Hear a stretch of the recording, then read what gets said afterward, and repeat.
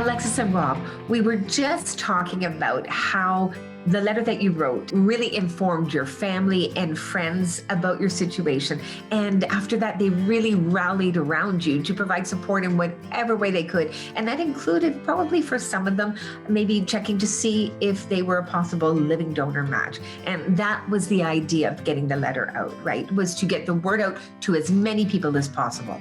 Yeah, it's definitely a power in numbers thing, trying to find a kidney donor. The statistics are terrible with the success rate on finding a donor is quite low. So the more people that come forward to try, the better the odds are. And our fingers are just crossed that we have the right odds in our favor.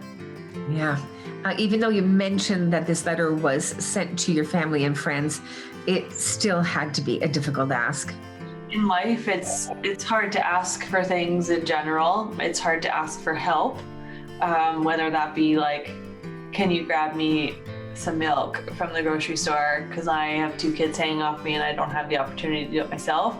But when you're asking for a vital organ, it just takes it to a whole other level of asking for help. But it's so important to ask for help because you need it. People want to help, but they don't know until you ask. And so I think it was really important for us to unfortunately scare and upset a lot of people, but that was the reality. I can imagine that this has been a huge learning curve for both of you and continues to be. Looking back, any reflections on your journey so far?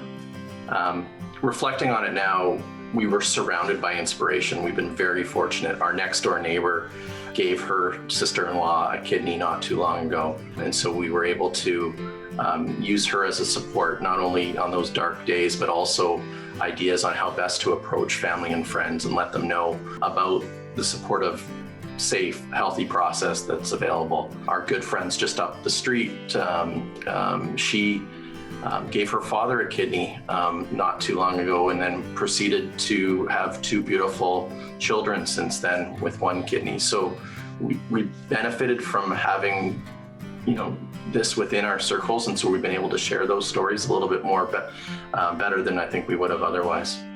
And Alexis, what are some of the things that are most important to you that you've learned along the way?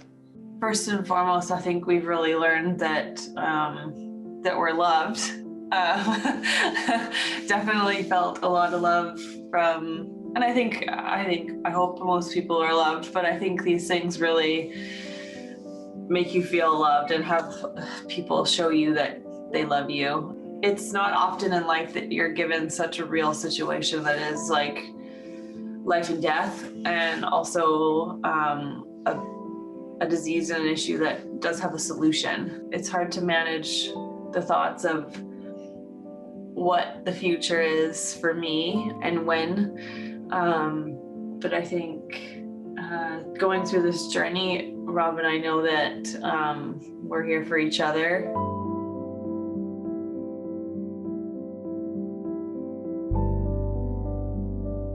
It certainly has made us stronger.